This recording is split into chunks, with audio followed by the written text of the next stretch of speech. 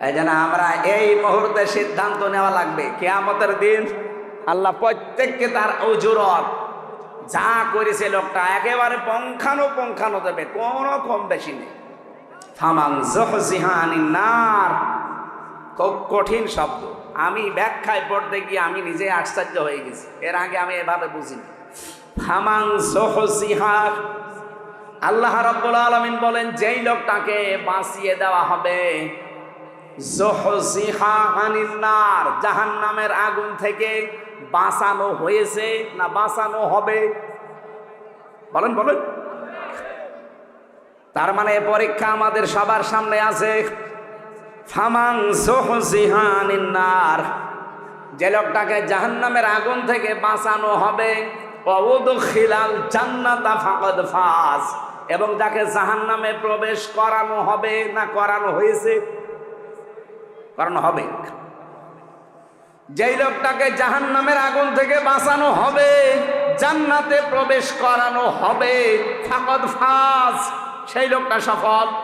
তাহলে সফলতার মানদণ্ড এই দুনিয়া না, সফলতার মানদণ্ড হচ্ছে কিয়ামতের ময়দানে যাকে আল্লাহ জাহান্নাম থেকে মুক্ত করে জান্নাতি বলে ঘোষণা দিয়ে দেবে। দ্বিতীয় ব্যাখ্যা কি? এটা তো আখিরাতের ব্যাখ্যা গেল। দ্বিতীয় ব্যাখ্যা কি? আর একটা ব্যাখ্যা আছে ফি জিলালিল কোরআনে, মুফাসসির লিখেছেন দুনিয়ার জীবনে আল্লাহ যাকে জাহান্নামের কাজগুলো আস্তে আস্তে ছেড়ে দেওয়ার তৌফিক দেয় আর জান্নাতের কাজগুলো আস্তে আস্তে করার মতো সুযোগ দেয়, ফাকাদ ফাজ, সেই লোকটার জীবনও সফল। আপনি এবার ভাবেন, রমজানের আগে যেমন ছিলেন রমজানে অবশ্যই তেমন নেই, পাল্টিয়েছেন কিছু। বাকি 11 মাস যদি এভাবে পাল্টিয়ে আপনার জীবন শেষ করতে পারেন, আপনি মনে করবেন আপনার জীবনকে আমার আল্লাহ ফাকাদ ফাজ, সফলতার দ্বার প্রান্তে পৌঁছিয়ে দিচ্ছে। আর যদি মনে করেন না আগে 2টা বিড়ি খাতাম, এখন রোজার পরে 4টা করে খাচ্ছি, তাহলে মনে করবেন আমি জান্নাতের থেকে আস্তে আস্তে জাহান্নামের দিকে এগিয়ে যাচ্ছি। আল্লাহ রাব্বুল আলামিন বলেন কুল্লু নাফসিন যায়িকাতুল মাউত ওয়া ইন্নামা তুওয়াফাউনা উজুরাকুম ইয়াওমাল কিয়ামাহ। অবশ্যই প্রত্যেকটি জীব মৃত্যুর স্বাদ গ্রহণ করবে। কিয়ামতের ময়দানে প্রতিটি মানুষকে আমি আল্লাহ তার পারিশ্রমিক পরিপূর্ণ করে দেব। হযরতে আবু দারদার জীবনী পড়ছিলাম, তিনি বলেন আয়াতটা পড়লেই আমার কেমন যেন একটা অজানা ভয় চলে আসতো যে কিয়ামতের দিন আল্লাহ নাকি আমাকে পরিপূর্ণভাবে আমার উজরত দিয়ে দেবে। আমার সবচাইতে বেশি ভয় হয় আমি যা কামাই করেছি সব যদি আল্লাহ আমারে দিয়ে দেয়, আমার তো টানা সম্ভব না। দুনিয়ায় বাবার বোঝা সন্তান বহন করতে পারে, সন্তানের বোঝা বাবা বহন করতে পারে। আল্লাহ পাক বলেন ওয়ালা তাসিরু ওয়াজিরাতু বিজরা উখরা, কিয়ামতের ওই ময়দানে কেউ কারো বোঝা বহন করবে না। এজন্য পৃথিবীতে যে যতটুকু পাপ করছেন ওই পাপটা আল্লাহ কিয়ামতের দিন বোঝা আকারে আপনার পিঠের উপরে তুলে দেবে। قد خسر الذين كذبوا بلقاء الله حتى إذا جاءتهم الساعة بغتة قالوا يا حسرتنا على ما فرطنا فيها। সূরা আনামের 30 নম্বর আয়াতে আছে অবশ্যই ওই মানুষগুলো ক্ষতিগ্রস্ত হয়ে গেছে, হবে না। কদ খসিরা মাজির সিগা, অবশ্যই ক্ষতিগ্রস্ত হয়ে গেছে, সর্বনাশ হয়ে গেছে ওই মানুষগুলোর জন্য। কিয়ামতের দিন আল্লাহর সাথে যে সাক্ষাৎ হবে, আল্লাহর সামনে যে জবাব দেওয়া লাগবে, উনি যে পরিপূর্ণভাবে আপনাকে পারিশ্রমিক দিয়ে দেবে, এটা যারা বিশ্বাস করে না। হাত্তা ইদা জাতুহুমুস সাআহ, হঠাৎ করে যখন তাদের সামনে মরণ চলে আসে। এখানে সাআতুনের অর্থ 2টা, এখানে আলেম যারা আছেন সাআতুনের অর্থ ভালো করে মিলাবেন দুইটা। এক নম্বরে সাআতুন মানে মৃত্যু, দুই নম্বরে সাআতুন মানে কিয়ামত। হ্যাঁ, এটা মরণও হতে পারে, কিয়ামতও হতে পারে। মরণের পরে বা কিয়ামতের পরে ময়দানে মাহশারে এই মানুষগুলোর সামনে যখন আমল নামাটা আল্লাহ সামনে তুলে ধরবার পাপের বোঝাটা, হঠাৎ ওই মানুষগুলো আল্লাহকে বলবে ক্বালু ইয়া হাসরাতানা, আফসোস আলা মা ফাররাতনা ফিহা, পূর্বে যা পাঠিয়ে রেখেছিলাম ওইটার দিকে তাকাবে আর আফসোস করবে আমি কেন পাঠালাম এইটা। এতটুকু আল্লাহ যদি শেষ করে দিতেন আমি আয়াতটাই পড়তাম না। এর পরের শব্দটা আমাদের জন্য, অহুম ইয়াহমিলুনা আওসারহুম আলা দুহুরিহিম আলা সামা ইয়াসিরুন। রব্বুল আলামিন বলেন অ মানে এবং হম মানে তারা, ইয়াহমিলুন এটা হামালা, ইয়াহমিলু মানে বহন করা। এটা মজারে বর্তমান ভবিষ্যৎ প্রেজেন্ট ফিউচার। ঝাড়ের বহু বচন ঝাড়, জুহুর মানে পিঠ, হম মানে তাদের। আল্লাহ বলেন কিয়ামতের ওই কঠিন ময়দানে যখন তার পিঠের ওপরে তার পাপের বোঝা সমূহ চাপিয়ে দেব, এদিকে খেয়াল করে। আল্লাহ কিন্তু ঝাড় দেননি, আও ঝাড় দিয়েছেন। প্রশ্ন আসতে পারে আমি এখন 33 বছর বয়সের মালিক, কত আমার এই 33 বছর বয়সে আমি যত অপরাধ করেছি, একটা বান্ডিল বেঁধে বোঝা আকারে আমার পেটের ওপরে তুলে দিলে এটা ঝাড় হয় 1 বছর। দাও ঝাড় দিলেন কেন? তাফসিরে মাযহারি মুফাসসির লিখেছেন আও ঝাড়ের ব্যাখ্যায় আমি হয়তো 33 বছরে মারা গেলাম, কিন্তু এমন এমন কাজ আমি দুনিয়ায় জারি করে গেলাম যেটা গোনায়ে জারিয়া। আমরা অনেকেই মনে করি সাদগায়ে জারিয়া আছে, গোনায়ে জারিয়াও আছে। কথা বলো না কেন? এ মাদ্রাসা যিনি কায়েম করেছিলেন তিনি সাদগায়ে জারিয়া তৈরি করে দিলেন। এর পাশাপাশি কেউ যদি একটা সিনেমা হল তৈরি করে দেয়, সে কি সাদগায়ে জারিয়া না গোনায়ে জারিয়া? বলেন বলেন। এই লোকটা কিয়ামত পর্যন্ত এই মাদ্রাসার কারণে ওনার যে সওয়াবের নেকির বোঝাটা দিন যত যাবে এ বোঝা একটা একটা করে বাড়তেই থাকবে। পাশে যে লোকটা সিনেমা হল বানিয়েছে, যে লোকটা সুদের কারবার তৈরি করে চলে গেছে, ওটা যতদিন পর্যন্ত ওই সুদী ব্যাংক, ওই সিনেমা, ওই অত্যাচারী জুলুম নির্যাতনের ওই দলটা যতদিন থাকবে, ও হয়তো নেই কিন্তু ওই দলের লোকজন আছে। কথা বলে না কেন? ওর সিনেমা হল আছে, ওর সুদী ব্যাংক আছে। ও মরে গেছে কতদিন আগে, ওর বোঝা তো পাপের একটা হওয়ার কথা, কিন্তু কিয়ামতের দিন ও যখন উঠবে লক্ষ লক্ষ পাপের বোঝা, আল্লাহ পাক বলেন একটার পরে একটা চাপাতেই থাকবো। এর নাম ইয়াহমিলুন।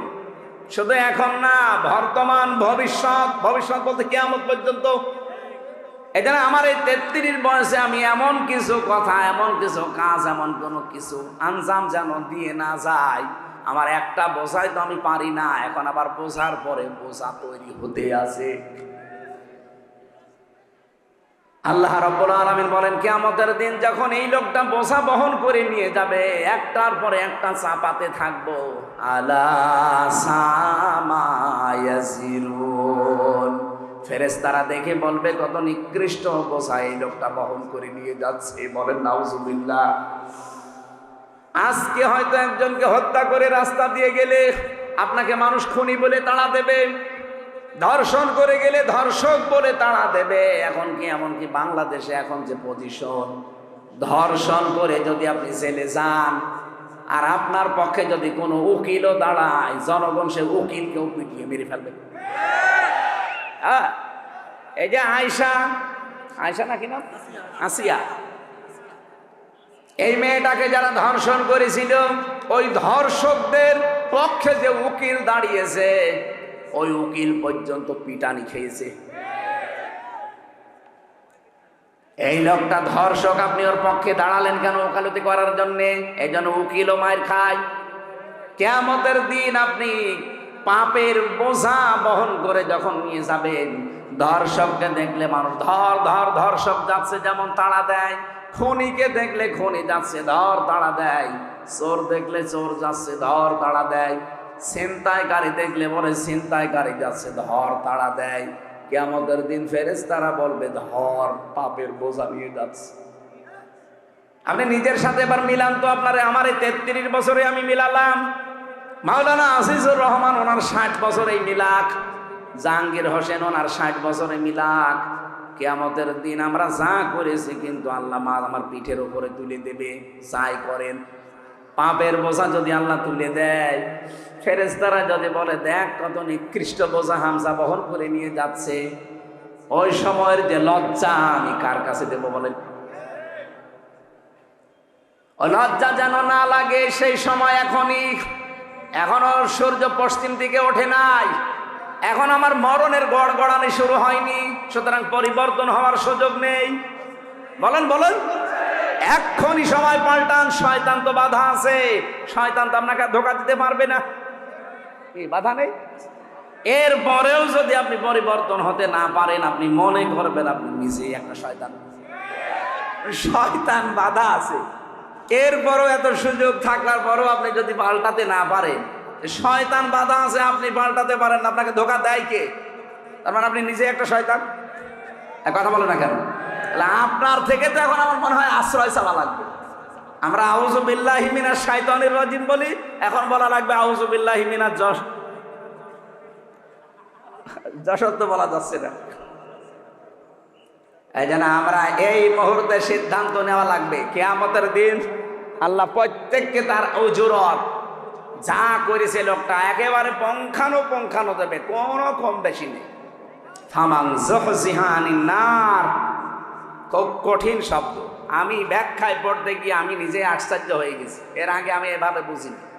ফামান যুহজিহা, আল্লাহ রাব্বুল আলামিন বলেন যেই লোকটাকে বাঁচিয়ে দেওয়া হবে, যুহজিহা আনিন নার, জাহান্নামের আগুন থেকে বাঁচানো হয়েছে না বাঁচানো হবে? বলেন বলেন। তার মানে পরীক্ষা আমাদের সবার সামনে আছে। ফামান যুহজিহা আনিন নার, যে লোকটাকে জাহান্নামের আগুন থেকে বাঁচানো হবে, ওয়া উদখিলাল জান্নাতা ফাকাদ ফাজ, এবং যাকে জাহান্নামে প্রবেশ করানো হবে না করানো হয়েছে? করানো হবে। যেই লোকটাকে জাহান্নামের আগুন থেকে বাঁচানো হবে, জান্নাতে প্রবেশ করানো হবে, ফাকাদ ফাজ, সেই লোকটা সফল। তাহলে সফলতার মানদণ্ড এই দুনিয়া না, সফলতার মানদণ্ড হচ্ছে কিয়ামতের ময়দানে যাকে আল্লাহ জাহান্নাম থেকে মুক্ত করে জান্নাতি বলে ঘোষণা দিয়ে দেবে। দ্বিতীয় ব্যাখ্যা কি? এটা তো আখিরাতের ব্যাখ্যা গেল, দ্বিতীয় ব্যাখ্যা কি? আর একটা ব্যাখ্যা আছে ফি জিলালিল কোরআনে, মুফাসসির লিখেছেন দুনিয়ার জীবনে আল্লাহ যাকে জাহান্নামের কাজগুলো আস্তে আস্তে ছেড়ে দেওয়ার তৌফিক দেয় আর জান্নাতের কাজগুলো আস্তে আস্তে করার মতো সুযোগ দেয়, ফাকাদ ফাজ, সেই লোকটার জীবনও সফল। আপনি এবার ভাবেন, রমজানের আগে যেমন ছিলেন রমজানে অবশ্যই তেমন নেই, পাল্টিয়েছেন কিছু। বাকি 11 মাস যদি এভাবে পাল্টিয়ে পাল্টিয়ে আপনার জীবন শেষ করতে পারেন, আপনি মনে করবেন আপনার জীবনকে আমার আল্লাহ ফাকাদ ফাজ, সফলতার দ্বার প্রান্তে পৌঁছিয়ে দিচ্ছে। আর যদি মনে করেন না আগে 2টা বিড়ি খাতাম, এখন রোজার পরে 4টা করে খাচ্ছি, তাহলে মনে করবেন আমি জান্নাতের থেকে আস্তে আস্তে জাহান্নামের দিকে এগিয়ে যাচ্ছি।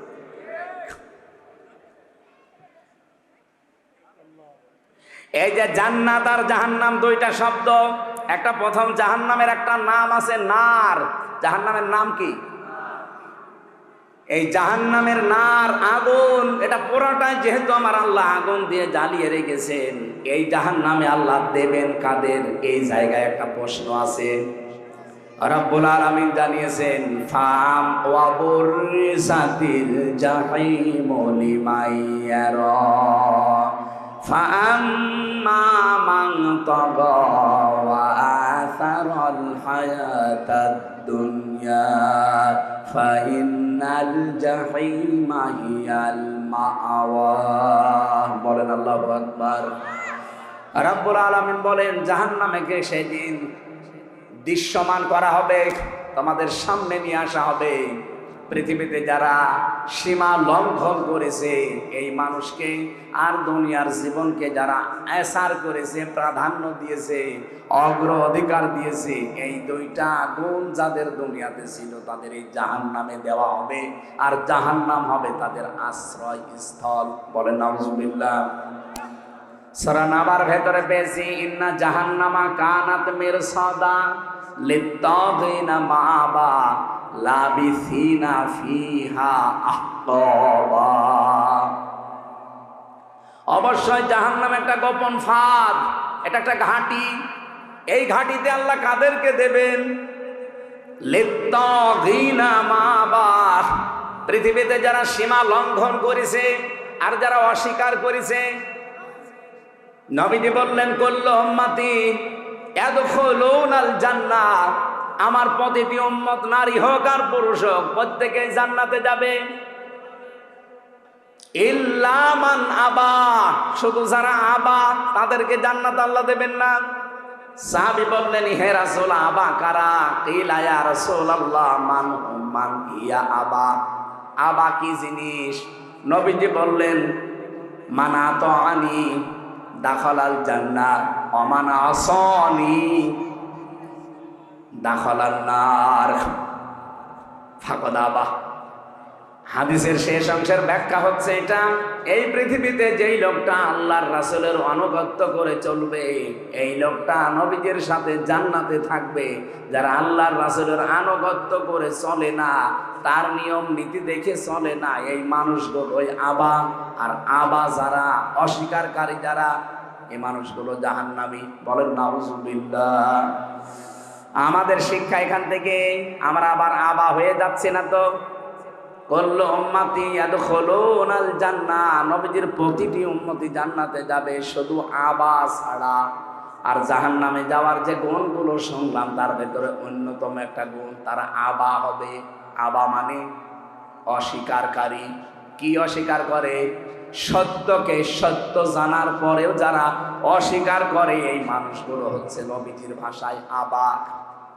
আর জাহান্নামের বর্ণনা দিতে গিয়ে আমার আল্লাহ এটাই জানিয়েছেন লিত্তাগিনা মাআবা। পৃথিবীতে যেই মানুষগুলো সীমা লঙ্ঘন করেছে আল্লাহর, দুনিয়াতে যারা অস্বীকার করেছে আল্লাহর বিধানকে, লাবিসিনা ফিহা আহকাবা, চিরস্থায়ী ভাবে এই মানুষগুলো জাহান্নামের এই ঘাটির ভেতরে পৌঁছতে থাকবে। ও যশোরবাসী, জাহান্নামে যাওয়ার এখানে আমরা দুইটা গুণ কিন্তু পেয়েছি অলরেডি। নারী হোক আর পুরুষ হোক, আমরা তো যা দেখতে পাই অধিকাংশ আমরা এই দুই গুণের ভেতরে আছি। এক নম্বরে আমরা সীমা লঙ্ঘন করছি খুব বেশি। এই রমজানুল মোবারক অনেকের সীমা লঙ্ঘন থামেনি। প্রতিটি জিনিসের একটা বর্ডার আছে। এই যে যশোরের বেনাপোল বর্ডার না, এ বর্ডার পার হতে হলে আপনাকে অবশ্যই পাসপোর্ট এবং ভিসা থাকা লাগবে। এমনি পার হয়ে যান, বিএসএফ গুলি করে মেরে ফেলবে। আল্লাহ পাক বলেন আমার একটা বর্ডার আছে। আমার বর্ডার, বাংলাদেশে প্রায় বর্ডার আছে 22টা, এই তার ভেতরে বেনাপোল একটা। আর আল্লাহর বর্ডার 23টা। কয়টা? 8টা।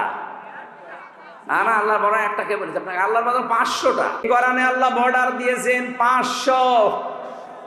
কয়শো? রমজানুল মোবারকে আমার আল্লাহর বর্ডার কি?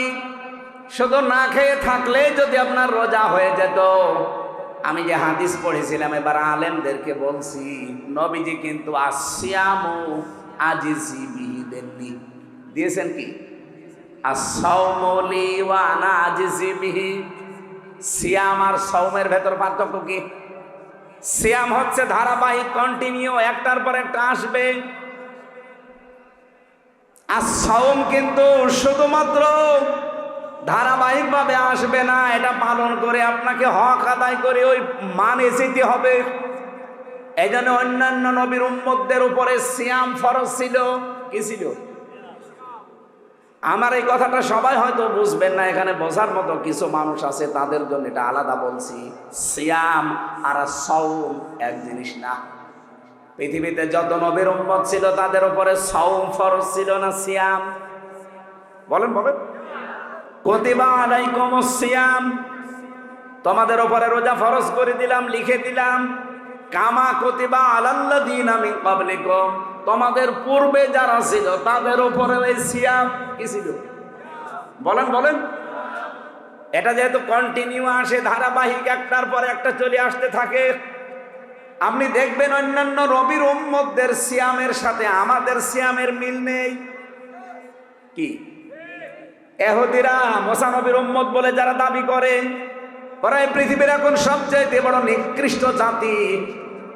ওরা মানুষকে ধোঁকা দিয়ে বোকা বানিয়ে দুনিয়া থেকে বিদায় করে দিচ্ছে। ফিলিস্তিনে যুদ্ধবিরতির নাম দিয়ে মুসলমান শিশুদেরকে, নারীদেরকে ঘরের ভেতরে ঢুকিয়ে বোম বাস্টিং করে দুনিয়া থেকে বিদায় করে দিচ্ছে। এদের মতো ধোঁকাবাজ, এদের মতো অপকর্মকারী পৃথিবীতে আর নেই। এ পৃথিবীর যত বড় বড় অপকর্ম সব মূল হোতা ইহুদিরা। আপনি দেখেন, সে ওদের জন্মে থেকে শুরু হয়েছে। এই যে বিড়ি, যদিও যশোরে বলি কথা বলা ঠিক না, সব তো এখানেই হয়। পাশে হয় না নাভারণে? নাভারণ না বেনাপোলে হয় জানো? এই যে বিড়ি, এটার দ্বারাতে কত রকমের ক্ষতি হয়। কমপক্ষে 5টা ক্ষতি তো আপনার শরীরের হয়, তার ভেতরে একটা আপনার কলিজা নষ্ট হয়ে যায়। এটা মানেন তো নাকি? বিজ্ঞান দ্বারা প্রমাণিত পৃথিবীতে একটাই মাত্র খাবার, যে খাবার বিক্রি করার আগে তার গায়ে লিখে দেওয়া লাগে যে এটা নিষিদ্ধ। নাম কি? বিড়ির আগে লেখা নেই, সতর্ক বার্তা লেখা নেই, যেটা খেলে কি হয়? ক্যান্সার হয়। সেটা যেহেতু এই জেলায় তৈরি হয়, আর আমি যেহেতু আছি, এই জন্য বেশি ফতোয়া দিতে পারছি না, হালকা পাতলা বলছি। এই যে বিড়ি, এর মূল হোতা আবিষ্কারক যারা প্রথমে এই পৃথিবীতে বিড়ি বানিয়েছে, ইহুদিরা। কারা? আপনি যত অপকর্ম, সে বড় হোক ছোট হোক, এর মূলে দেখবেন ইহুদিরা। পৃথিবীতে মানুষ মারার তালিকায় এখন ইহুদিরা। যেন রোজা অবস্থায় হাজারো মুসলমান এখন পৃথিবীতে দোয়া করছে, রব্বুল আলামিন মরণ আমরা নিতে রাজি আছি, আমাদেরকে মরণ দাও, তবে এইভাবে ইহুদিদের হাতে অপমান করে আমাদের মরণ দিও না। ওরা যা আরম্ভ করেছে, ওদের পতন না দেখা পর্যন্ত তুমি আমাদের মৃত্যু দিও না। পৃথিবীর নিকৃষ্ট জাতি ইহুদি, অভিশপ্ত জাতি ইহুদি, আল্লাহর ভাষায় গায়রিল মাগদুবি আলাইহিম ওয়ালাদ-দাল্লিন। এই জাতিরাও রোজা রাখে, কিন্তু ওরা সেহরি করে না। খ্রিস্টানরাও রোজা রাখে, ইফতারি করে না। মুশরিক যারা আমাদের এই দাদা বাবু হিন্দুরা, ওরাও রোজা রাখে, কিন্তু ওরা উপবাস থাকে, সেহরিও করে না, ইফতারিও করে না। এর আগে যত নবীর উম্মত দেখবেন, আমি প্রায় 70টা লিখেছি এখানে। হযরতে মরিয়ম আলাইহিস সালাম, তিনি রোজা রেখেছিলেন, তার রোজার ধরন ছিল আমাদের মতো না। আল্লাহ পাক সূরা মরিয়মের ভেতরে দিয়েছিলেন, তিনি রোজা রাখা অবস্থায় সব খেতে পারতেন, সব পান করতে পারতেন, কিন্তু কথা বলতে পারতেন না। তাহলে মরিয়ম, ওনাদের রোজা কি? কথা বলা যাবে না, তাছাড়া সব করা যাবে। কি কথা বলেন না কেন? খ্রিস্টানদের, ইহুদিদের, মুশরিকদের রোজা দেখলেন, কিন্তু আমাদের রোজা কি ওই রকম? আমাদের রোজায় সেহরি আছে, ইফতারি আছে, এবং 4টা জিনিস আছে। কয়টা? বলেন বলেন। এই জন্য এর নাম সিয়াম না, এর নাম সাওম। নবীজির হাদিস, এটা হাদিসে কুদসি, আস-সাওমু লি, রোজা আমার জন্য, ওয়া আনা আজিজি বিহি ওয়া আনা উজজা বিহি, আমি নিজে পুরস্কার দেব অথবা আমি নিজেই তার পুরস্কার হয়ে যাব। তাহলে সাওমের কয়টা ব্যাখ্যা বলছি আমি? 4টা। 1 নম্বরে খাবার থেকে, 2 নম্বরে পানীয় থেকে, 3 নম্বরে স্ত্রী সহবাস থেকে, 4 নম্বরে হারাম যত কাজ আছে সব কাজ থেকে আপনাকে বিরত থেকে আল্লাহকে দেখানো লাগবে, এর নাম রোজা। অন্যান্য নবীর উম্মতের উপরে কি ফরজ ছিল? সিয়াম। বলেন বলেন। আমাদের উপরে রোজা। সিয়াম তো দিয়েছে, সিয়ামকে পরিপূর্ণতায় নিয়ে যেতে হলে অন্য নবীর উম্মতের মতো আপনি খাবার খেবেন, কথা বলবেন না, রোজা হবে? হবে না। মরিয়ম আলাইহিস সালাম শুধু কথা বন্ধ, খাবার খেতে, পানি খেতে, রোজা হয়ে যেত। আমাদের এরকম নেই। আমাদের রোজা হচ্ছে, রোজা থাকবেন কিন্তু এই 4টা জিনিস থেকে আপনি বিরত থাকবে। এ রোজা কাঙ্ক্ষিত মানের পর্যায়ে পৌঁছাবে। আল্লাহ রাব্বুল আলামিন জাহান্নামের যে আগুন আছে এখান থেকে বাঁচিয়ে রায়্যান নামক একটা দরজা দিয়ে এমন জান্নাতে প্রবেশ করাবে, যেখানে প্রবেশ করা হয়ে গেলে আল্লাহ তালাবদ্ধ করে দেবে, অন্য কাউকে আর ঢুকতে দেবে না। সুতরাং রায়্যান নামে এই দরজাটা আমরা প্রশ্ন পরে দিয়ে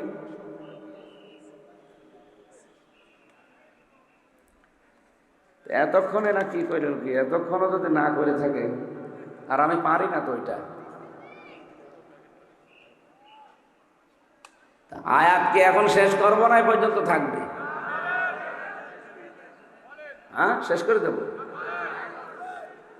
বলতে তো আমিও চাই আমার হায়াতুদ দুনিয়া ইল্লা মাতাউল গুরুর আছে। আমিও বলতে যাচ্ছি যে চিঠি দিচ্ছে বারবার, কি করব? এই চিঠিটা পরে হবে না, আগে হবে এটা, তারপরে ওয়াজব। 5 মিনিট আপনাদের যার কাছে যা ছিল, রমজানে আপনার মাওলানা রবিউল বলছিল না 1 টাকা 70 টাকা, সুতরাং 1 টাকা থাকলেও আনতে অন্তত অন্য মাসের তুলনায় 70 টাকা দিয়ে যান। যারা যাচ্ছে এই 5 মিনিট দেন, 5 মিনিট দেন, তারপরে দেন। এগুলো আমাদের করাবেন না, আমি জানি না এসব। কালেকশনের মাহফিলে আমার নিয়ে আসবেন না। এই জান তো কই, এর লোক কই, একটু তাড়াতাড়ি করেন। আপনাদের এই সারসা, এরপরে কোথায় যেন স্যার আর মাহফিল আছে আর একটা, হ্যাঁ 6 তারিখে না 5 তারিখে আছে, 8 তারিখে কোন সারসা আছে, বসতপুর সারসা, এখানে 8 তারিখে একটা মাহফিল আছে স্যারের, আমরা ওখানে থাকবো। আসলে আলোচনার ভেতর ডিস্টার্ব হয়ে গেল। আমি তো গতানুগতিক কথা বলছি, আমি গবেষণা করে কথা বলি, কথা বলতে বলতে তো ভুলে যাচ্ছি, কিভাবে বলবো? আপনি এখানে এসে বলেন, আমি শুনি। জীবনে আপনি সিয়ামের আর সাওমের ব্যাখ্যা শুনেছেন? আজকে শুনলেন প্রথম। তাই আমাদের কথা বোঝাতে হলে একেবারে নিস্তব্ধ পরিবেশ দেওয়া লাগে। আপনারা টাকা আনেন, টাকা তোলেন, কালেকশন করেন। মাদ্রাসার মাহফিল নিয়েছেন কেন? অন্য হুজুর নিয়ে আসবেন যারা কালেকশন করতে পারে। এই আপনারা ওঠেন কেন? ভাই 5 মিনিট যখন চাচ্ছি, যাক, কি করা যায়?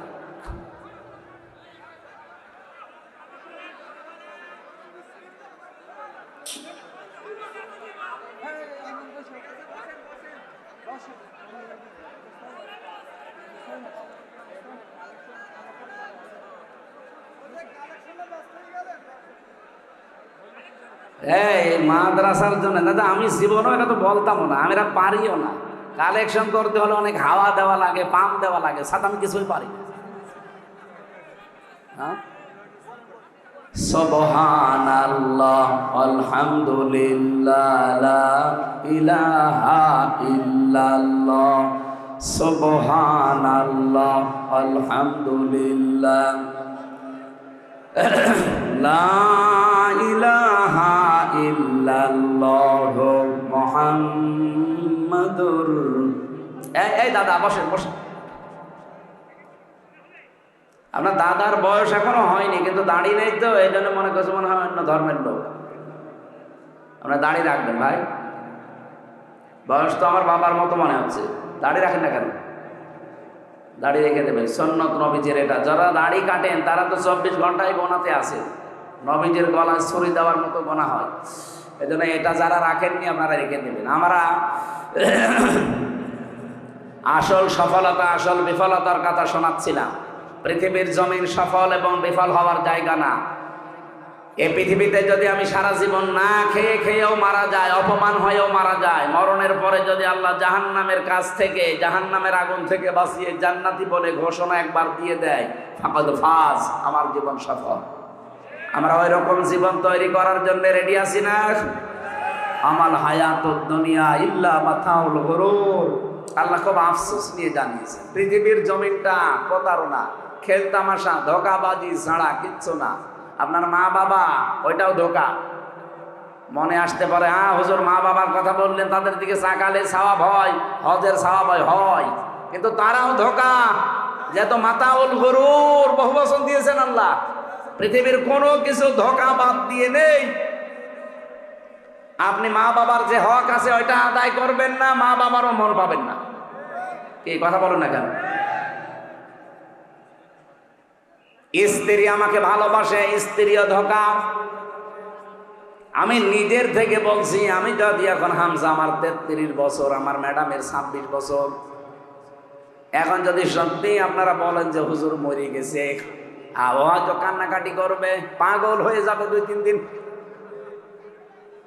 7 দিনের ভেতরে দেখবেন স্বাভাবিক হয়ে গেছে।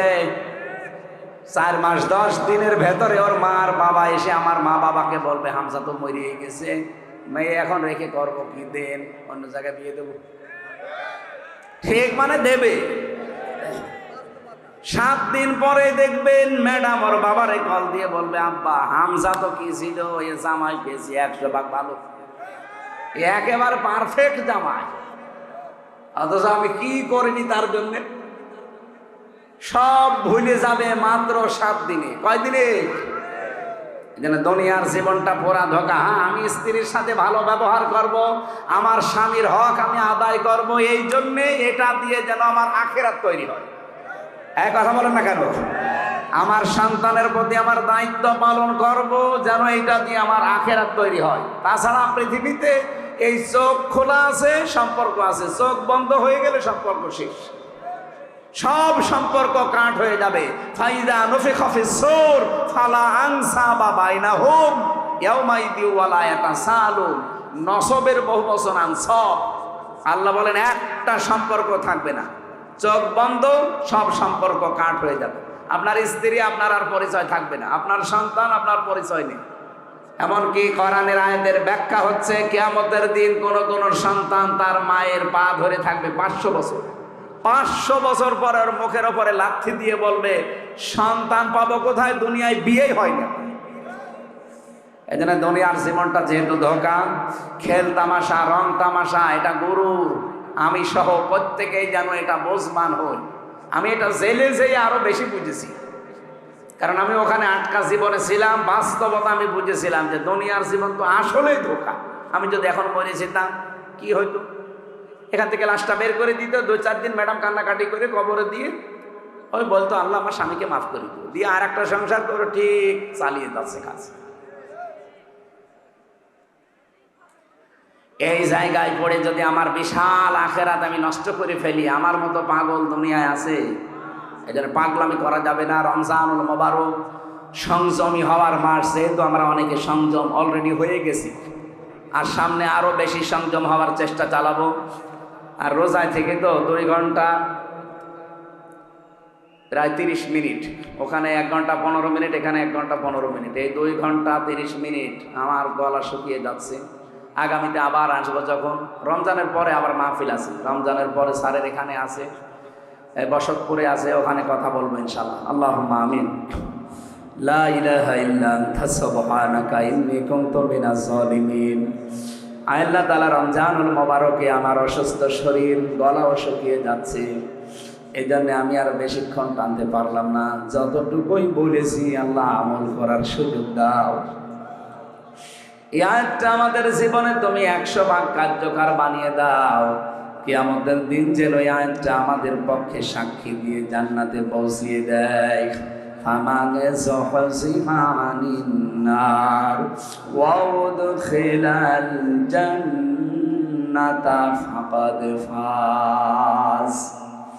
জাহান্নাম থেকে যাকে মুক্ত করে জান্নাতি বলে তুমি ঘোষণা দিয়ে জান্নাতে পৌঁছিয়ে দেবে, তার জীবন সফল। দুনিয়ায় যারা আস্তে আস্তে পাপের কাজগুলো ছেড়ে দিয়ে দিয়ে ভালো ভালো কাজে যারা এগিয়ে যেতে পারবে, তাদের জীবন সফল। আয়াতের এই 2টা ব্যাখ্যায় তুমি আমাদের জন্য কার্যকর করে দাও।